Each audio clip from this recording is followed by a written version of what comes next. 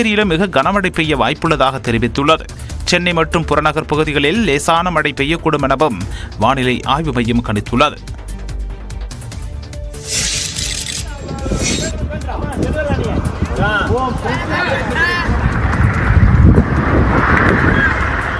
வீராணம் ஏரியிலிருந்து திறந்துவிடப்பட்ட உபரி நீரால் வெள்ளப்பெருக்கு ஏற்பட்டதை அடுத்து தப்பித்தால் போதுமென்று மக்கள் பாதுகாப்பான இடம் தேடி பரிதவிப்புடன் சென்ற காட்சிதான் இது. கடலூர் மாவட்டம் காட்டுமன்னார் கோவில் அருகே உள்ள வீராணம் ஏரி முழு கொள்ளளவான 47.5 அடியை எட்டியதை அடுத்து ஏரியிலிருந்து வினாடிக்கு 18,000 கனஅடி நீர் வெள்ளியங்கால் ஓடை வழியாக திறக்கப்பட்டதால் குமராட்சி, கீழவன்னியூர், மேலவன்னியூர் உள்ளிட்ட கிராமங்கள் வெள்ளத்தில் தத்தளித்தன.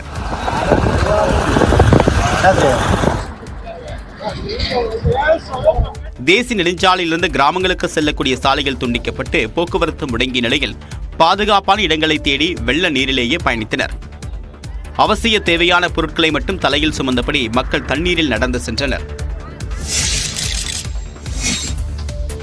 கடலூர் மாவட்டத்தில் உள்ள வீராணம் ஏரியிலிருந்து அதிகப்படியான நீர் திறக்கப்பட்டதால் வரலாறு காணாத அளவுக்கு வெள்ளம் ஏற்பட்டு பாதிக்கப்பட்டிருப்பதாக விவசாயிகள் வேதனை தெரிவித்துள்ளனர்.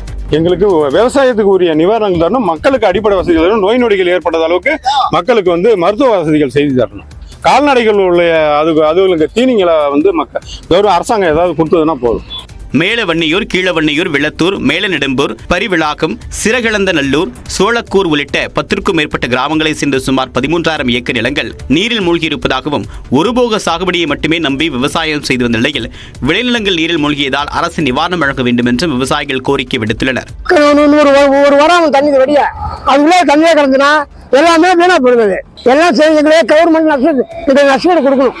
நஷ்டம் கொடுத்தா நாங்கள் மறுபடியும் விவசாயம் செய்யறதுக்கு ஒரு ஈடுபாடு வரும். இல்லை வருங்காலத்திலே இந்த மாதிரி விவசாயத்தை இந்த இயற்கை பெற்றால பல சிரமப்பட்டிருக்கோம்.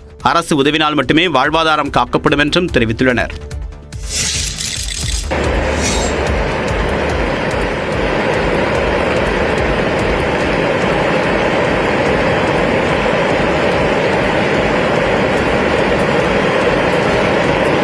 தூத்துக்குடி மாவட்டம் ஏரல் பகுதியில் தாமிரபரணி ஆற்றுக்கு குறுக்கே கட்டப்பட்ட தரைப்பாலமே தெரியாத அளவுக்கு கரை புரண்டு ஓடும் வெள்ளத்தின் காட்சி இது. தூத்துக்குடி மாவட்டத்தில் கடந்த சில நாட்களாக கனமழை கொட்டி தீர்த்தது. ஸ்ரீவைகுண்டம் அணைக்கட்டிலிருந்து திறக்கப்பட்ட தண்ணீர் தாமிரபரணி ஆற்றில் 70,000 கன அடிக்கும் அதிகமாக செல்கிறது. இதன் காரணமாக ஏரல், குறும்பூர் இடையேயான தரைப்பாலத்தை மூழ்கடித்தபடி காட்டாற்று வெள்ளம் கரை புரண்டு ஓடியது.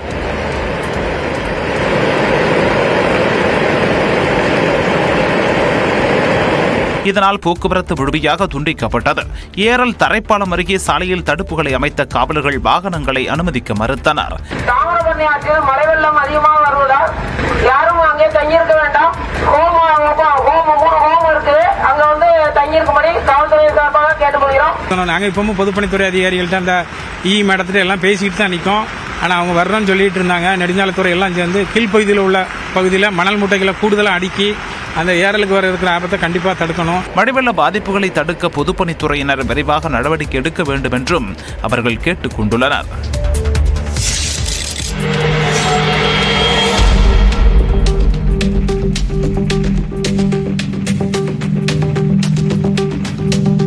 மூன்றடி உயர தண்ணீரில் கை குழந்தையுடன் அரசு ஊழியர்கள் வெளியேறக்கூடிய இந்த பதபதைக்கு வைக்கக்கூடிய காட்சி தூத்துக்குடி மாவட்ட ஆட்சியர் அலுவலக வளாகத்தில் பதிவு செய்யப்பட்டது.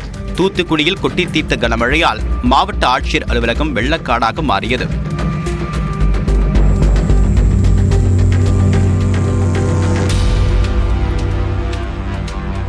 ஒட்டப்பிடாரம், வாகைக்குளம் பகுதிகளில் பெய்த மழையால் தூத்துக்குடி மாவட்ட ஆட்சியர் அலுவலகத்தை முற்றிலுமாக தண்ணீர் சூழ்ந்து குளம் போல் மாறியது. மாவட்ட ஆட்சியர் அலுவலக வளாகத்தில் இடுப்பளவு தேங்கி நின்ற தண்ணீர் காரணமாக அவசர பணியில் ஈடுபடக்கூடிய ஊழியர்கள் தவிர்த்து பெண் ஊழியர்கள் உள்ளிட்ட அனைத்து பணியாளர்களும் வீட்டுக்கு அனுப்பி வைக்கப்பட்டனர். மாவட்ட ஆட்சியர் அலுவலகத்தை சுற்றியிருக்கக்கூடிய பகுதிகளில் ஆக்கிரமிப்புகள் அதிகம் உள்ளதாகவும் அந்த பகுதி மக்கள் குற்றம் சாட்டினர். அங்கங்க கொஞ்சம் வாய்க்கால் இந்த இதெல்லாம் தூரம் கொஞ்சம் நீட்டாக தண்ணி கடல் கூப்பிட்டா நல்லா இருக்கும்.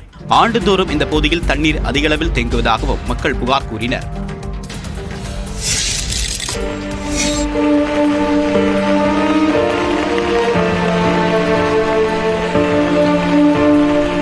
திரைப்பட இயக்குனர் மாரி செல்வராஜின் சொந்த கிராமமான புளியங்குளத்தில் வாழைத்தோப்புகள் வெள்ளக்காடாக மாறிய காட்சிகளே இவை.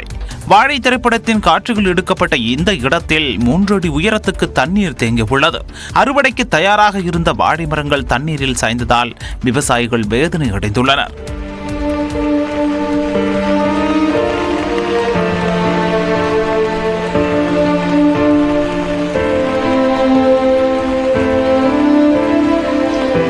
பல ஆயிரம் ரூபாய் செலவு செய்து பாதுகாத்து வந்த வாழைகள் சேதமடைந்ததால் அரசு உரிய இழப்பீடு வழங்க வேண்டும் எனவும் ஆண்டுதோறும் ஏற்படும் இந்த பாதிப்புக்கு நிரந்தரமாக தீர்வு காண வேண்டும் எனவும் விவசாயிகள் கோரிக்கை விடுத்துள்ளனர். மேலும் தாமிரபரணியில் பொங்கி பாயும் வெள்ளத்தால் புளியங்குளம் தரைப்பாலம் மூழ்கியதால் ஸ்ரீவைகுண்டம் திருநெல்வேலி இடையே போக்குவரத்தும் பாதிக்கப்பட்டது. அரும்பாடுபட்டு வளர்த்த பயிர்கள் வெள்ளத்தில் மூழ்கி முற்றிலும் வீணானதால் தூத்துக்குடி மாவட்டம் விளாத்திக்குளம் அருகே விவசாயிகள் செய்வதறியாது நிற்கின்றனர். விளாத்திக்குளம் அருகே ஜெகவீரபுரம், கந்தசாமிபுரம் உள்ளிட்ட 10க்கும் மேற்பட்ட கிராமங்களில் மானாவாரி பயிராக 5000 ஏக்கரில் மிளகாய், வெங்காயம், உளுந்து, பாசிப்பயிர் உள்ளிட்டவை பயிரிடப்பட்டன. கடந்த சில நாட்களாக கொட்டிய கனமழையால் இந்த பயிர்கள் வெள்ளத்தில் அடித்துச் செல்லப்பட்டன.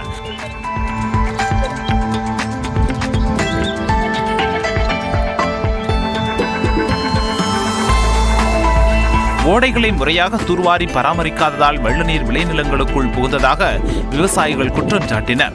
இந்த வருஷமும் இப்படி எங்களை இந்த இயற்கை வஞ்சிச்சிருச்சு. இதுக்காவது இந்த அரசாங்கமும் தமிழக அரசும் மாவட்ட நிர்வாகமும் கணக்கில் எடுத்துக்கிட்டு உரிய நிவாரணம், ஒரு காப்பீட்டு தொகையோ இழப்பீடு தொகையோ வழங்க வேண்டும். மேலும் பாதிக்கப்பட்டவர்களுக்கு உரிய இழப்பீடு அளிக்க வேண்டும் என்றும் அரசுக்கு அவர்கள் கோரிக்கை விடுத்துள்ளனர்.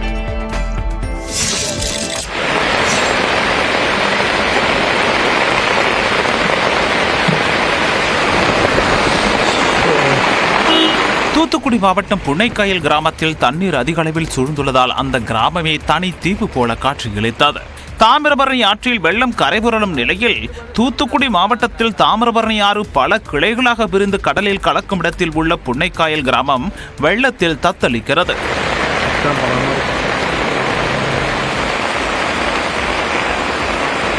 தாமிரபரணி ஆறு சூழ்ந்துள்ள அந்த கிராமம் தீவாக மாறியுள்ளது. கிராமத்தில் உள்ள வீடுகளுக்குள் தண்ணீர் புகுந்ததால் மக்களின் இயல்பு வாழ்க்கை பாதிக்கப்பட்டுள்ளது. பொருட்களை அப்படியே போட்டுவிட்டு வீடுகளை விட்டு வெளியேறிய மக்கள் பாதுகாப்பான இடங்களில் தஞ்சமடைந்துள்ளனர். பின்னால இருக்குது ஓலை வீடு தான். இங்கே நாங்கள் இங்கே தஞ்சமாக நாங்கள் இருக்கிறோம். இங்கே நாங்கள் எவ்வளோ நாளாக இது வருஷம் இப்படி தான் நாங்கள் இந்த இதுக்கு தண்ணிக்குள்ளேயே நாங்கள் கிடக்கிறோம். ஆண்டுதோறும் இதே நிலை தொடர்வதாக மக்கள் வேதனை தெரிவித்துள்ளனர். தூத்துக்குடி மாவட்டம் இனாமணியாச்சி அருகே குடியிருப்புகளுக்குள் புகுந்த மழைநீரை அகற்றக்கோரி பொதுமக்கள் சாலை மறியலில் ஈடுபட்டனர். இனாமணியாச்சி ஊராட்சிக்குட்பட்ட இந்திரா நகரில் போதிய வடிகால் வசதி இல்லாததால் வீடுகளுக்குள் மழைநீர் புகுந்தது. இதனை கண்டித்து அப்பகுதி மக்கள் கோவில்பட்டி பார்க் சாலை அருகே மறியலில் ஈடுபட்டனர். இதனால் அப்பகுதியில் சிறிது நேரம் போக்குவரத்து தடைப்பட்டது.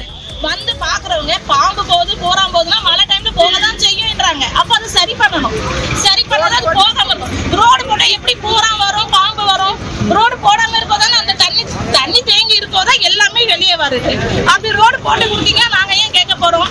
இந்நிலையில் கோவில்பட்டி பெத்தேல் பகுதியில் உள்ள ரயில்வே சுரங்க பாலத்தில் மழைநீர் தேங்கியதால் 2ஆம் நாளாக போக்குவரத்து துண்டிக்கப்பட்டது. இதனால் மந்தித்தோப்பு, கிருஷ்ணா நகர் மற்றும் அன்னை தெரசா நகர் பகுதிகளுக்கு செல்லக்கூடிய மக்கள் 7 கிலோமீட்டர் தூரம் சுற்றிச் செல்ல வேண்டிய நிலைக்கு தள்ளப்பட்டுள்ளனர்.